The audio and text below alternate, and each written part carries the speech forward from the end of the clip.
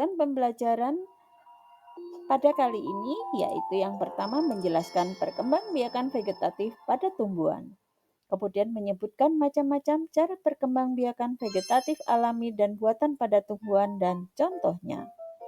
Selanjutnya menjelaskan cara perkembangbiakan vegetatif alami dan buatan pada tumbuhan, menyebutkan dan menjelaskan teknik perkembangbiakan pada tumbuhan, dan melakukan percobaan perkembangbiakan vegetatif buatan.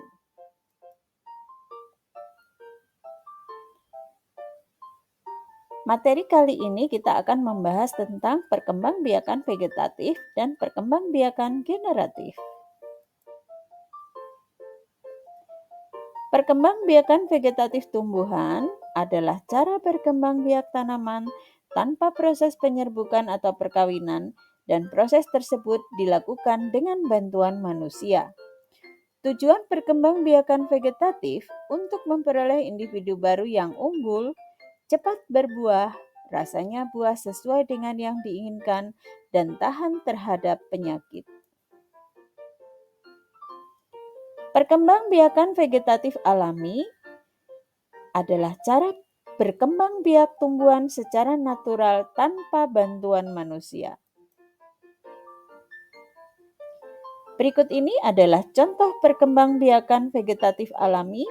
Yang pertama dengan cara rizoma, contohnya di sini lengkuas, kemudian stolon, contohnya stroberi, umbi lapis, contohnya bawang merah, umbi batang, contohnya kentang, tunas, contohnya bambu, tunas adventif, contohnya cocor bebek, dan yang berkembang biak dengan spora, contohnya adalah tumbuhan paku.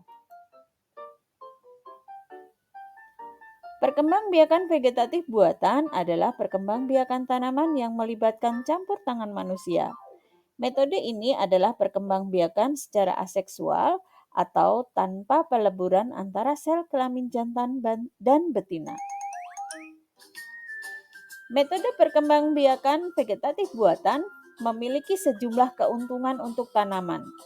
Di antaranya, menghasilkan tumbuhan yang sifatnya persis dengan tanaman induk, dapat memperoleh sifat unggulan pada tumbuhan lebih cepat berbuah dibandingkan dengan perkembangbiakan generatif, menghasilkan tumbuhan yang lebih kuat dan banyak buahnya. Perkembangbiakan vegetatif buatan dengan cara stek adalah pemisahan atau pemotongan bagian tanaman. Contoh stek daun di sini adalah begonia, cocor bebek. Contoh stek batang, ketela pohon, sirih, melati, mawar, dan waru. Dengan cara mencangkok, contohnya mangga, jambu air, rambutan. Sedangkan yang menempel atau okulasi adalah menggabungkan bagian tubuh dua tanaman yang berbeda.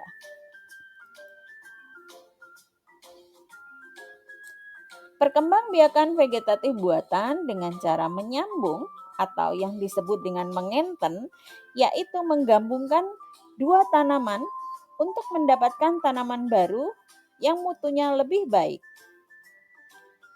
Merunduk dilakukan dengan merundukkan dan membelokkan cabang tanaman sampai ke tanah, kemudian ditimbuni dengan tanah, contoh pada tanaman alamanda, apel, dan kaca piring. Perkembangbiakan generatif terbentuk individu baru melalui peristiwa penyerbukan, yaitu peleburan sel kelamin jantan dan sel kelamin betina. Perkembangbiakan pada tumbuhan didahului dengan peristiwa penyerbukan, kemudian diiringi peristiwa pembuahan. Penyerbukan adalah peristiwa sampainya serbuk sari ke kepala putik, sedangkan pembuahan adalah peleburan antara sel sperma dan sel telur yang menghasilkan individu baru. Perkembangbiakan generatif tumbuhan Angiospermae atau tumbuhan berbiji tertutup. Alat reproduksi generatifnya adalah bunga. Bunga menghasilkan gamet yang diperlukan untuk reproduksi seksual. Pada gambar berikut ini dapat kita lihat bagian-bagian dari bunga yang merupakan alat perkembangbiakan generatif pada tumbuhan Angiospermae.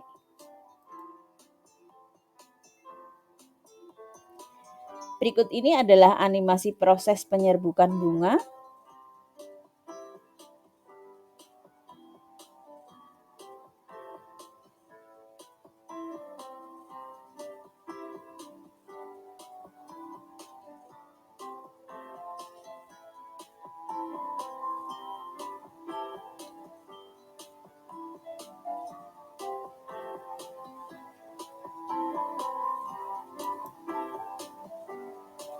Proses pembentukan biji pada tumbuhan Angiospermae merupakan tumbuhan yang memiliki bunga dan buah dengan biji tertutup di mana bijinya dibungkus oleh ovarium.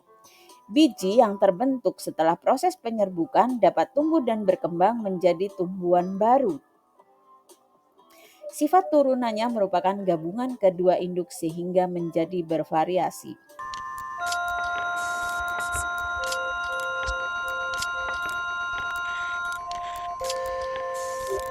Perkecambahan biji.